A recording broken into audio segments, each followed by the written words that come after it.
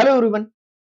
तो second chapter work energy power में work हम लोगों ने कंप्लीट कर लिया हुआ है। आज हम स्टार्ट करने जा रहे हैं पावर। पावर क्या होती है इसको समझते हैं। तो मान लेते हैं कि हमारे पास ये रमन है, ये क्या कर रहे हैं, इनके पास एक बॉल है और ये इस पर फोर्स लगा रहे हैं और बॉल को यहां पर डिस्प्लेस कर रहे हैं और ये करने में ये ले रहे हैं 5 सेकेंड। क्लियर। और इसी बॉल को फिर चमन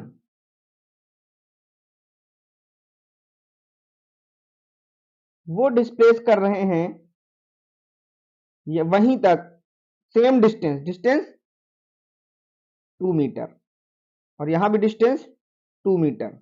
फोर्स F, यहां भी फोर्स F और ये ले रहे हैं 3 सेकेंड। तो देखिए काम दोनों वही कर रहे हैं क्योंकि वर्क का फॉर्मूला क्या था, W is equal to F into S. यानी अगर ये 5 न्यूटन का फोर्स लगा रहा है तो ये भी कितना लगा रहा है, 5 न्यूटन का फोर्स। क्लियर। तो जो वर्क हो रहा है वो कितना है, 5 इंटू 2 यानी 10 न्यूटन मीटर। लेकिन कैसे पता करें कि पावर किसके पास ज्यादा है, कैसे पता करेंगे कि पावर किसके पास ज्यादा है। तो हम क्या करते हैं, ये जो वर्क आता है इसको इनके टाइम से डिवाइड कर देते हैं। तो यहां डिवाइड करेंगे तो कितना आएगा 2 और जब यहां डिवाइड करेंगे तो कितना आएगा 10/3 यानी 3.33। तो आप देखिए यहां पर क्या मिल रहा है, हमको बड़ी न्यूमेरिक वैल्यू मिल रही है। यहां पर हमें 2 मिल रहा है, यहां पर 3 मिल रहा है। यानी जो वर्क है वो किसका ज्यादा है, वर्क तो यानी वर्क तो सेम है लेकिन पावर किसके पास ज्यादा है, इसके पास। क्लियर। इसके पास पावर क्या है, ज्यादा है। यानी अगर कोई किसी काम को कम टाइम में कर देता है, सेम वर्क को, तो उसके पास पावर क्या होती है, ज्यादा होती है। तो यहां से डेफिनेशन क्या निकल के आती है, द रेट, रेट का मतलब time, the rate of doing work is called power. The rate of doing work is called power. Clear. और पावर हमारी कैसी क्वांटिटी होती है, वो भी स्केलर क्वांटिटी होती है। जिस तरीके से वर्क स्केलर क्वांटिटी होती है उसी तरीके से पावर भी हमारी क्या होती है, स्केलर क्वांटिटी होती है। तो अब इसका फॉर्मूला क्या बनता है, वी नो दैट, इसको हम लिखेंगे P से, P for power. Power is equal to work done by time taken. Clear. इसको हम लिखेंगे W बाई T। तो ये हमारे पास फॉर्मूला बन गया किसका, पावर का। क्लियर। अब एक बात समझिए कि पावर किस किस चीज पे डिपेंड करता है। तो नंबर एक साफ दिख रहा है, पावर किस पे डिपेंड करता है, वर्क पर। और दूसरा किस पे डिपेंड करता है, टाइम पर, कि टाइम कितना लिया गया है। क्लियर। अगर कोई मशीन वर्क कर रही है या कोई पर्सन वर्क कर रहा है तो जितने कम टाइम में वर्क कंप्लीट करेगा वो, उतना उसके पास पावर ज्यादा होगा। So thus the power spent by a source depend on the following two factors. Number one, the amount of work done by the source. Clear. Formula यहां लिख देते हैं, P is equal to W by T और इसकी unit क्या रहेगी, watt. Clear. Watt इसकी unit होती है। दूसरा, इसको हम ये भी लिख सकते हैं, जूल सेकेंड इनवर्स। और भी इसकी अभी यूनिट बनाएंगे, ये हमारे पास SI यूनिट है। और सेकेंड फैक्टर क्या है, टाइम टेकन, टाइम पर डिपेंड करेगी। टाइम जितना कम रहेगा, क्योंकि ये टी नीचे है ना, डिनोमिनेटर जितना छोटा वैल्यू उतनी बड़ी। क्लियर। डिनोमिनेटर जितना छोटा होगा वैल्यू उतनी क्या होगी, बड़ी होगी। तो टाइम पर भी डिपेंड करता है। If a machine does a give amount of work done in less time, more power is spent by it. Clear. अगर टाइम कम है तो पावर क्या होगा, ज्यादा होगा। ना एग्जाम्पल ले रखा है, कि if a coolie takes 1 minute to lift a load to roof of bus while another coolie B take 2 minutes to lift the same load on the roof of same bus, the work done by the both coolies same. Clear? क्योंकि जो बस है हमारे पास, जो बस है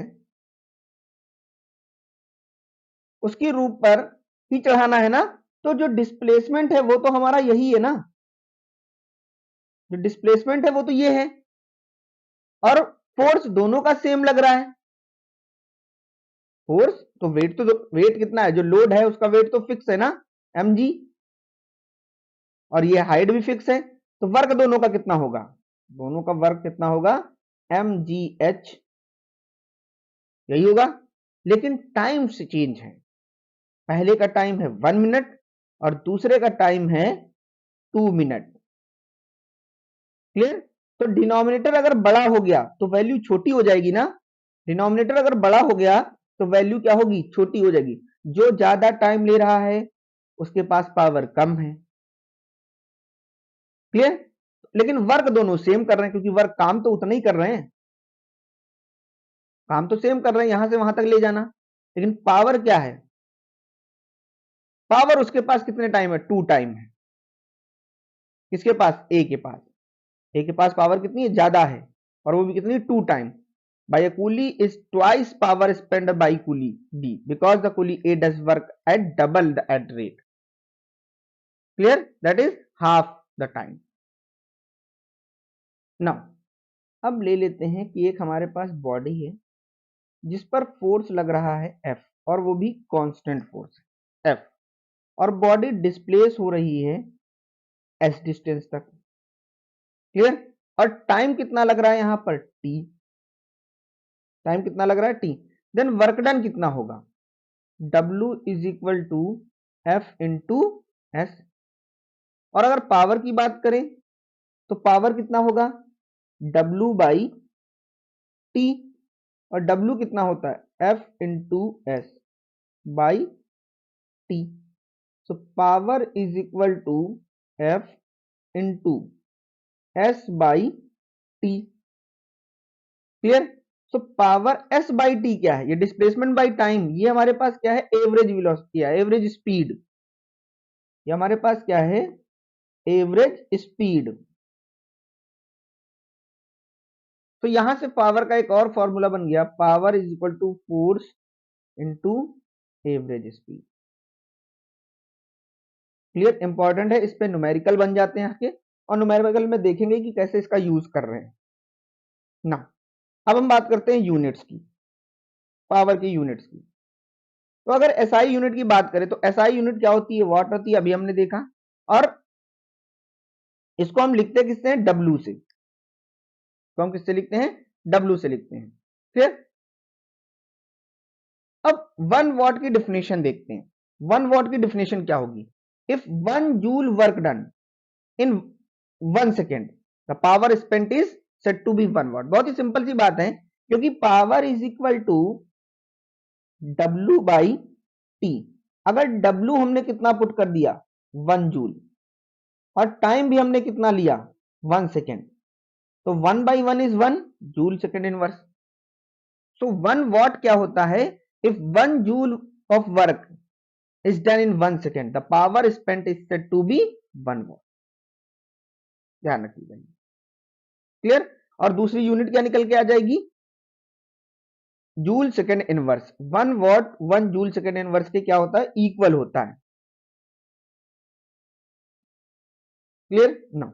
और इसकी बिगर यूनिट की बात करें तो एक तो हम इसको लिख सकते हैं, कौन सी यूनिट, किलोवाट। किलोवाट को हम किससे लिखेंगे, केडब्ल्यू से। दूसरा मेगावाट,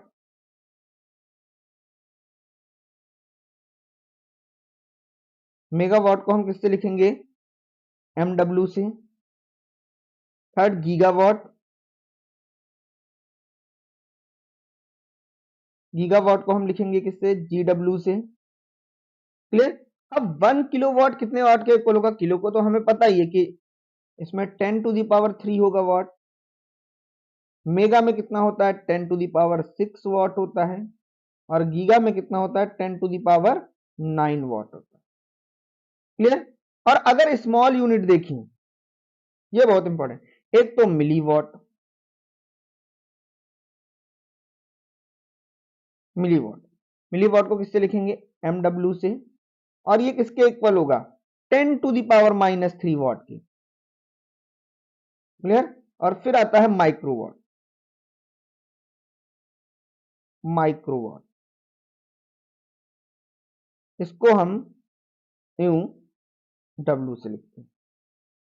क्लियर। और ये किसके इक्वल होता है 10⁻⁻6 वॉट की। क्लियर। तो ये हमारे पास बिगर यूनिट है और ये स्मॉलर यूनिट है। अब अगर सीजीएस में बात करें इसकी, सीजीएस में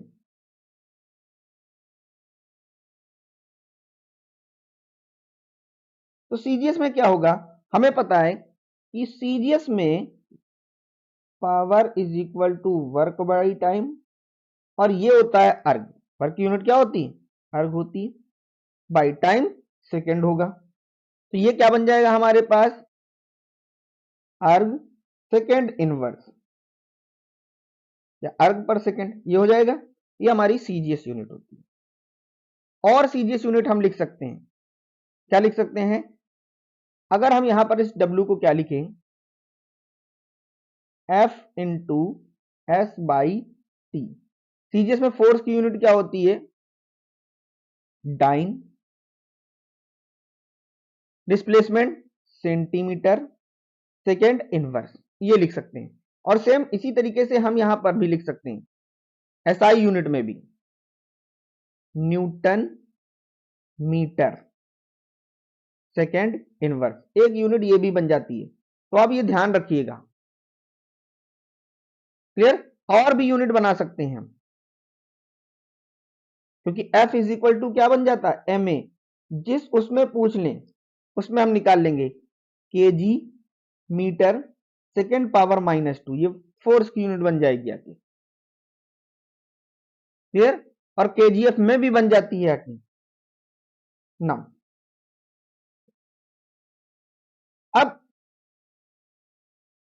नेक्स्ट है हमारे पास, अगर हम रिलेशन देखें 1 वॉट का रिलेशन क्या होता है 1 जूल सेकेंड इनवर्स, और 1 जूल की बात कर रहे हैं यहां पर, तो 1 जूल में कितने होते हैं हमारे पास अर्ग 10⁻7 अर्ग सेकेंड इनवर्स। तो ये रिलेशन है 1 वॉट और अर्ग सेकेंड में, ये ध्यान रखिएगा। नेक्स्ट है इसकी यूनिट हॉर्स पावर, बहुत इंपॉर्टेंट है हॉर्स पावर। क्लियर। यूनिट बहुत ही वाइडली यूज होती है, जैसे मैकेनिकल इंजीनियरिंग है जिसमें मोटर की बात करते हैं, तो मोटर आपने देखा होगा हॉर्स पावर के होते हैं, एचपी जिस पे लिखा होता है, हॉर्स पावर का शॉर्ट फॉर्म क्या होता है एचपी होता है। तो कहीं पर अगर पावर लिखा हुआ है एचपी लिखा हुआ है तो वो उसकी क्या है हॉर्स पावर है। क्लियर। अब 1 हॉर्स पावर किसके इक्वल होता है 1 horse power is equal to 746 watt के इक्वल होता है। और अगर आप इसको किलोवाट में चेंज करना चाहें तो 0.746 किलोवाट। हमें यही याद रखनी होती है कि 1 horse power is equal to 746 watt. Clear. अब डिफरेंस देख लेते हैं वर्क और पावर में, तो बहुत ही सिंपल, पहली तो डेफिनेशन ही है कि वर्क डन क्या होता है, work done is by a force is equal to product of force and displacement in the direction of force होता है। पावर क्या होता है rate of doing work is called power. Clear. Work क्या होता है does not depend time, work time पे depend नहीं करता है लेकिन पावर टाइम पे डिपेंड करता है। वर्क की एसआई यूनिट क्या होती है जूल होती है, जबकि पावर की एसआई यूनिट क्या होती है वॉट होती है। तो ये बहुत सारे आप लिख सकते हो। क्लियर। और अगर देखिए कॉमन क्या है दोनों में, तो work is a scalar quantity and power is also scalar quantity, ये ध्यान रखना ना। अब हम बात करते हैं एनर्जी की। अब हम बात करते हैं एनर्जी की। Energy is a work done. Clear. Energy और वर्क डन एक जैसे ही होते हैं। तो एनर्जी की जब हम बात करते हैं कि कोई बॉडी कितनी एनर्जेटिक है, ये कौन बताता है? तो वर्क डन बताएगा ना कि वो कितना काम कर सकता है। जितना ज्यादा काम करेगा एनर्जी उसमें उतनी ज्यादा होती है। So the energy of a body is its capacity to do work. जो काम करने की क्षमता है उसी को हम क्या बोलते हैं? एनर्जी बोलते हैं। क्लियर? तो a body capable of doing work is said to be possess energy. The energy, इसका मतलब क्या है कि अगर कोई बॉडी वर्क करने के लिए कैपेबल है, इसका मतलब उसके पास एनर्जी है। अगर वो वर्क नहीं कर पा रहा है, दैट मीन्स उसके पास एनर्जी नहीं है। तो the energy possessed by a body is measured by the amount of work done. किससे मेजर करते हैं? अमाउंट ऑफ वर्क डन से। दैट बॉडी कैन परफॉर्म, जो बॉडी परफॉर्म कर रही होती है उसी वर्क डन से हम एनर्जी को मेजर करते हैं। When a body does work it's energy decrease. Clear? अगर कोई बॉडी वर्क कर रही है इसका मतलब उसकी एनर्जी क्या हो रही है? डिक्रीज हो रही है। लेकिन अगर बॉडी पर वर्क हो रहा है इसका मतलब उसकी एनर्जी क्या हो रही है? इंक्रीज हो रही है। इन बोथ केस एनर्जी तो ट्रांसफर हो रही है। क्लियर? एनर्जी क्या हो रही है? ट्रांसफर हो रही है। वर्क हो रहा है तो एनर्जी क्या हो रही है? ट्रांसफर हो रही है। सो एनर्जी क्या है? As a work done. Like work energy is also a scalar quantity. Energy भी कैसी क्वांटिटी होती है? स्केलर क्वांटिटी होती है। अब इसके यूनिट की बात कर लेते हैं। यूनिट, तो अभी हम लोगों ने देखा कि अगर एनर्जी वर्क की तरह है तो इसकी भी यूनिट क्या होगी? वर्क की जैसी ही होगी। यानी अगर हम एसआई यूनिट की बात करें, एसआई यूनिट, तो एसआई यूनिट क्या होगी? इसकी जूल होगी। क्लियर? एसआई यूनिट क्या होगी? जूल होगी। और अगर सीजीएस की बात करें तो फिर वो क्या होगी? अर्ग होगी। क्लियर? और हमें पता है 1 जूल इज इक्वल टू 10⁷ अर्ग। और अगर बिगर यूनिट की बात करें, थोड़ी सी बड़ी यूनिट अगर हम ले लें एनर्जी की, तो पहली यूनिट होती है वाट आवर। वाट आवर मतलब, अभी इसका फॉर्मूला समझते हैं। We know that P is equal to W by T. तो W यहां से कितना आ जाएगा? W is equal to P into T. बड़ी यूनिट ले रहे हैं तो हम इसको वॉट में और टाइम को आवर में लेंगे, तो ये क्या बन जाएगा? वॉट आवर बन जाएगा। और बड़ी यूनिट लेनी है तो हम किलो वाट आवर ले सकते हैं। किलो वाट आवर ये भी लिख सकते हैं। क्लियर? ये हमारे पास है किलो वाट आवर।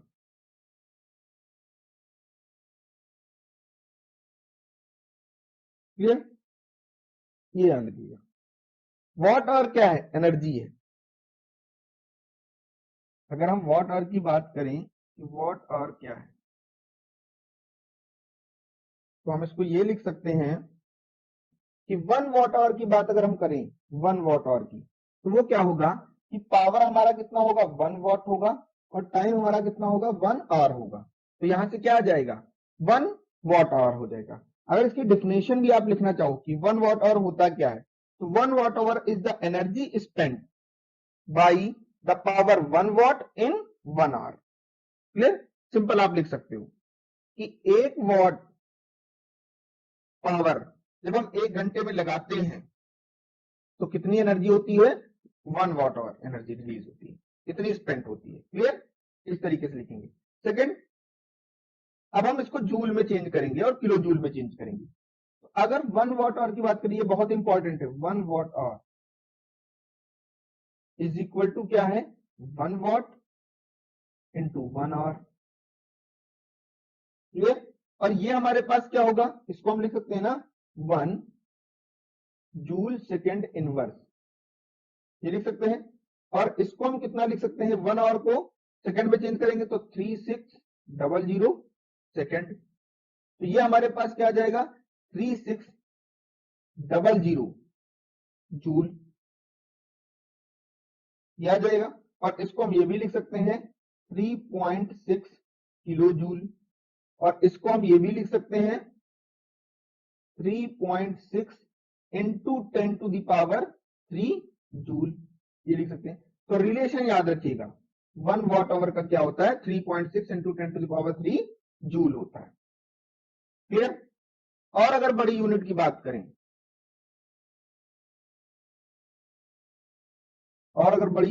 करें, तो हमारे पास क्या आ जाएगा, किलोवाट आवर आ जाएगा, किलोवाट आवर। तो सेम यही फॉर्मूला होगा, W is equal to kilowatt hour is equal to, जो हमारा पावर है वो कितना होगा, किलोवाट होगा, 1 किलोवाट, और टाइम कितना होगा, 1 आवर होगा। क्लियर, ये ध्यान रखिएगा। इसको हम भी चेंज कर सकते हैं जूल में, तो सिंपल है, 1 किलो ही तो ज्यादा हो गया। So 1 kilowatt hour is equal to, ये कितना लिखा हुआ है, 10⁻³ जूल सेकेंड इनवर्स, ये लिखा हुआ है। और यहां पर हमारे पास 3600 सेकेंड, तो ये कितना आ गया, 3600 इंटू 10⁻³ जूल। इसको हम ये लिखें 3.6 इंटू 10⁻6 जूल। क्लियर, 1 2 3, 3 पावर हो जाएगी, और 3 और 3 कितना हो जाएगा, 3.6 कितना हो जाएगा। क्लियर, उसको हम 3.6 मेगा जूल भी लिख सकते हैं, 10⁻6 होगा ना, तो मेगा जूल भी लिख सकते हैं। क्लियर। अब एक चीज ध्यान रखना, यहाँ पर इंपॉर्टेंट चीज क्या है कि जो वॉट एंड किलोवाट, जो हमारे पास वॉट है जिसको हम W से लिखते हैं, तो लिख लेते हैं एंड किलोवाट। क्लियर, ये पावर की यूनिट है, किसकी यूनिट है, पावर की। बट जब इसमें और लग जाता है वॉट आवर या फिर किलोवाट आवर, ये किसकी यूनिट है, एनर्जी की। क्लियर, बहुत इंपॉर्टेंट है, ध्यान रखिएगा। नेक्स्ट एनर्जी की बात करें यूनिट, तो वो है कैलोरी। कैलोरी क्या है कि अगर जब हम हीट की बात करते हैं तो उसको हम किससे मेजर करते हैं, कैलोरी से मेजर करते हैं।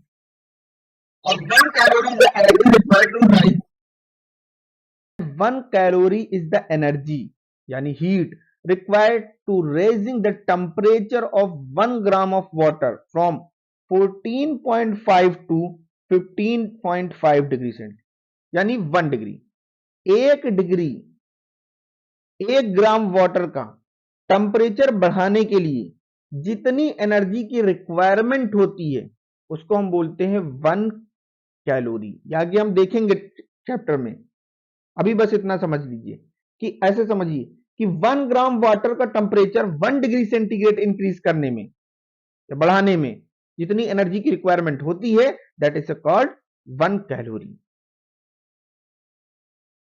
ये उसको हम क्या बोलते हैं, 1 कैलोरी बोलते हैं। अब इसको रिलेट कर लेते हैं यहां पर कि 1 जूल वो किसके इक्वल होता है, 0.24 कैलोरी के, तो Cl लिखते हैं, Cl। सो 1 कैलोरी किसके इक्वल होता है, 4.18 जूल। क्लियर, ये होगा। और कहीं कहीं पे ये 4.2 जूल भी लिखा होता है, ये ध्यान रखिएगा। बड़ी यूनिट की बात करें तो हम इसको किलो कैलोरी में लिख सकते हैं।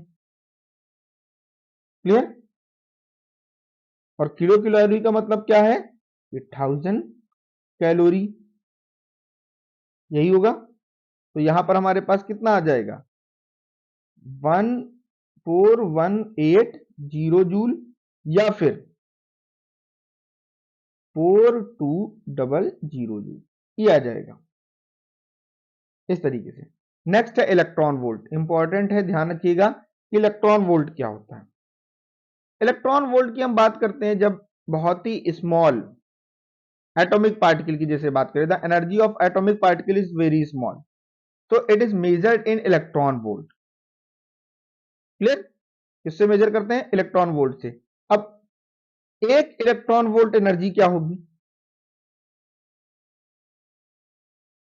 एक इलेक्ट्रॉन वोल्ट एनर्जी क्या होगी कि कोई एक हमारे पास इलेक्ट्रॉन है, हमारे पास इलेक्ट्रॉन है, वो क्या कर रहा है? एक्सेलरेट हो रहा है through a potential difference 1 volt. So 1 electron volt is the energy gained by an electron when it is accelerate through a potential difference of 1 volt. 1 volt का पोटेंशियल लेकर एक इलेक्ट्रॉन को जब हम एक्सेलरेट कराते हैं तो जो एनर्जी मिलती है उसको हम क्या बोलते हैं? 1 इलेक्ट्रॉन वोल्ट. क्लियर? सो यहां पर हम क्या लिखेंगे? 1 electron volt is equal to, simple सी बात है, ये ई क्या है? चार्ज, और वो किस पर? इलेक्ट्रॉन पर, और ये 1 वोल्ट. क्लियर? इलेक्ट्रॉन पर चार्ज कितना होता है? 1.6 into 10 to the power minus 19 coulomb, और ये हमारे पास 1 वोल्ट आ जाएगा. क्लियर? तो यहां से हमारे पास क्या बन जाएगा? 1 electron volt is equal to 1.6 into 10 to the power minus 19 joule. Coulomb volt को हम क्या लिखेंगे? जूल लिखेंगे. क्लियर? तो ये हमारे पास है कि 1 electron volt is equal to 1.6 into 10 to the power minus 19 joule.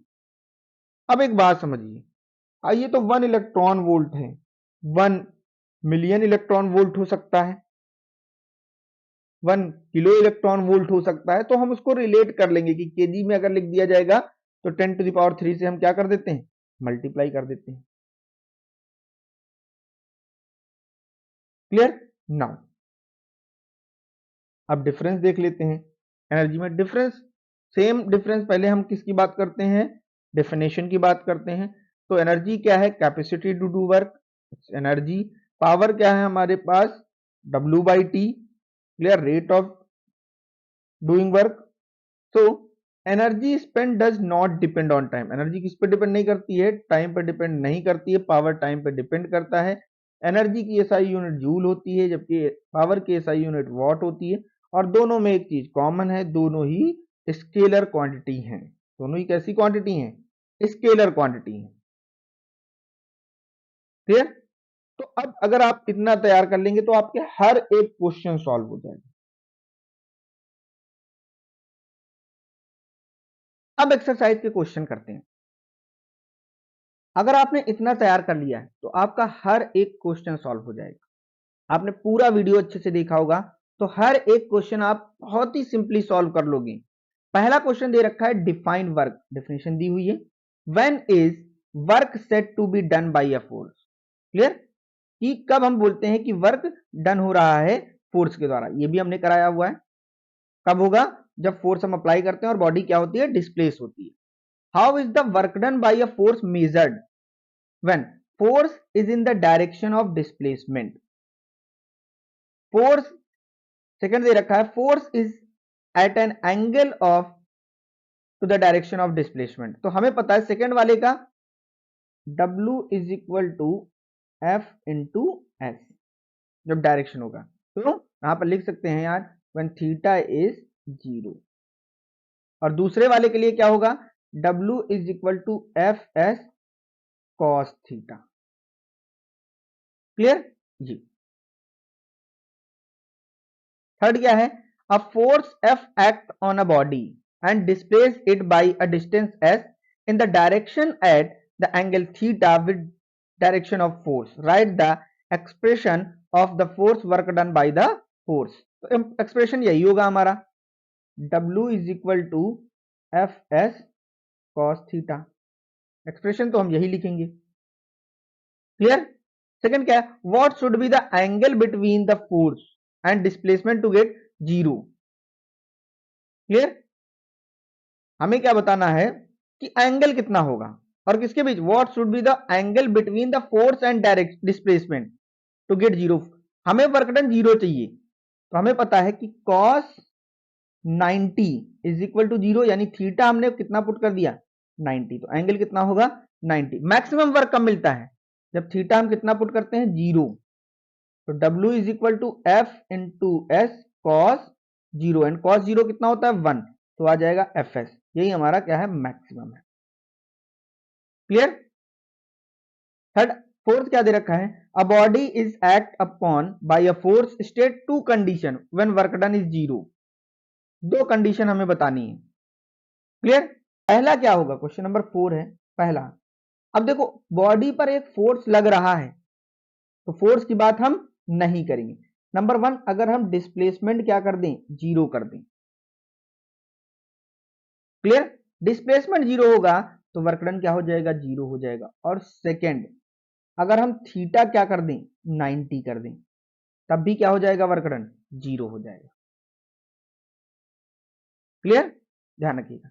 तो हम लिख सकते हैं displacement is perpendicular to the direction of force, तो यहां पर 0 हो जाएगा। क्लियर। फोर्थ फिफ्थ क्या देखा, state the condition when work done by a force is positive negative, explain with the help of example. बहुत ही सिंपल है कि work done by a force कितना पॉजिटिव कब होगा। एग्जांपल हम ले लेते हैं, जब हम किसी बॉडी को फ्री फॉल होती है ऊपर से नीचे आती है तब क्या होता है पॉजिटिव होता है, और अगर हम किसी बॉडी को नीचे से ऊपर उछालते हैं तो वर्क डन क्या होता है निगेटिव होता है। ये हम लोगों ने किया हुआ है, ये हमारा एग्जांपल है।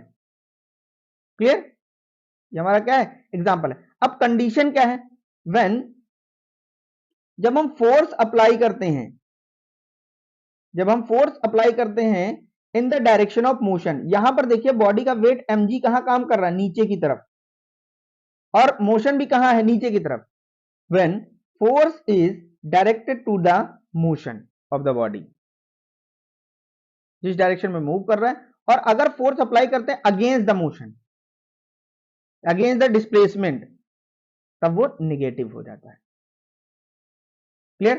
A body is moved, question number 6, in the direction opposite to the direction of force acting on it, state whether the work is done by a force or work is done against the force। Simple सी बात है कि बोल रखा है कि opposite direction में, तो अगेंस्ट द फोर्स ही होगा, वर्क कैसा होगा अगेंस्ट द फोर्स होगा।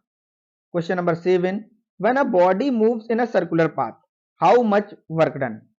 अगर कोई बॉडी किसी सर्कुलर पाथ पर मूव कर रही है तो वर्क डन क्या होगा।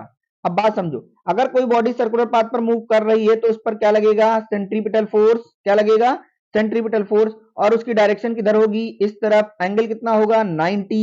ये ध्यान रखिएगा कि अगर कोई बॉडी सर्कुलर मोशन कर रही है तो उस पर एक सेंट्रीपिटल फोर्स काम करेगा और उसकी डायरेक्शन कैसी होगी टेंजेंशियल होगी, यानी एंगल कितना बनेगा 90, और एंगल थीटा 90 हो गया तो वर्क डन कितना होगा 0, क्योंकि we know that W is equal to F S cos 90।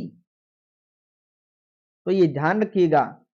Clear, reason भी यही है, रीजन क्या है due to centripetal force and the direction of body is tangential to the circular path, या फिर normal to the force of centripetal force, या फिर normal to the centripetal force आप बोल सकते हैं। Clear. Next question, question number 8, a satellite revolve around the earth in circular orbit, what is the work done by the satellite, answer is 0। Clear, क्योंकि displacement जो हमारे पास है वो perpendicular होगा किसके फोर्स के, कौन से force, force of gravity. Next है state whether work is done और नॉट बाय राइटिंग यस और no in the following act, a man push a wall. Clear, तो आंसर इज नो, इसका आंसर क्या होगा नो होगा। A coolie stand with the box on his head for 15 minute, answer is no. ये सब clear करा चुका हूं, पूरा वीडियो देखिए कि अगर कुली खड़ा है तो कोई वर्क डन नहीं होगा। A boy climbs up 20 step, answer is yes, क्योंकि बॉय क्या कर रहा है चल रहा है, तो डिस्प्लेसमेंट हो रहा है, यहां पर क्या हो रहा है डिस्प्लेसमेंट हो रहा है, तो यहां पर क्या होगा वर्क डन होगा। नेक्स्ट क्या है, अब question number 10, a coolie x carrying a load on his head climb up a slope and another pulley Y carrying a identical load on his head move in the same distance on the frictionless horizontal platform. Who does more work? क्या बताना है कि कौन ज्यादा work करेगा. Clear. अब एक बात समझो कि जो कूली है वो ऊपर चढ़ रहा है. कहां चढ़ रहा है? ऊपर. उसका वेट कहां काम कर रहा है? नीचे की तरफ. वो चल कहां रहा है? ऊपर की तरफ. यानी वर्क कैसा हो गया? निगेटिव. यानी अगेंस्ट द फोर्स हो गया ना वर्क. क्लियर. और नेक्स्ट वाई वाला क्या है? Y is carrying identical load on his head move to the same distance on the frictionless horizontal plane. अब फ्रिक्शनलेस हॉरिजॉन्टल प्लेन हमारे पास दे रखा है. ये पुली है. सेम डिस्टेंस क्या करेगा? जाएगा. तो ये जो इसका लोड है वो कहां काम करेगा? नीचे की तरफ. और इसका डिस्प्लेसमेंट इधर हो रहा है. तो एंगल कितना हो गया? 90. एंगल 90 हो गया तो इसका वर्कडन कितना हो गया? 0. क्लियर. तो इसका वर्कडन क्या होगा? 0 होगा. इसका वर्कडन होगा. क्लियर. ये निगेटिव सिर्फ ये दिखाता है कि अगेंस्ट हो रहा है, लेकिन वर्कडन तो हो रहा है ना. क्लियर. तो ये रीजन रहेगा. Next, the work done by a fielder when he take a catch in a cricket match is negative. Simple. जब कोई बॉल आती है, क्लियर, तो बॉल की डायरेक्शन ये है. और जब कोई कैच पकड़ता है तो फोर्स की डायरेक्शन ये होती है. क्लियर. तो डिस्प्लेसमेंट जो होता है, डिस्प्लेसमेंट तो होता ही है. इसका मतलब दोनों के जो डायरेक्शन है वो अपोजिट हैं. तो इसका मतलब क्या हो गया कि जो वर्क डन होगा हमारा क्या होगा? निगेटिव होगा. यहां पर वर्क डन हमें क्या मिलेगा? निगेटिव मिलेगा. क्यों? क्योंकि जो फोर्स है वो अपोजिट डायरेक्शन में लगाया जाता है. किसके? बॉल की मोशन की. तो आप ये लिख सकते हो. नेक्स्ट क्या दे रखा है? Give an example when work done by a force of gravity acting on a body is zero even though the body gets displaced from the initial position. क्या बोला गया है कि हमें एग्जांपल बताना है कि जो वर्क डन है bye the force of gravity acting on a body is zero होना चाहिए. भले ही डिस्प्लेसमेंट दे रहा हो. तो सिंपल वही कूली वाला होता है हमारे पास एग्जांपल, कि अगर कोई कूली है वो हॉरिजॉन्टल प्लेन पर मूव कर रहा है तो due to force of gravity,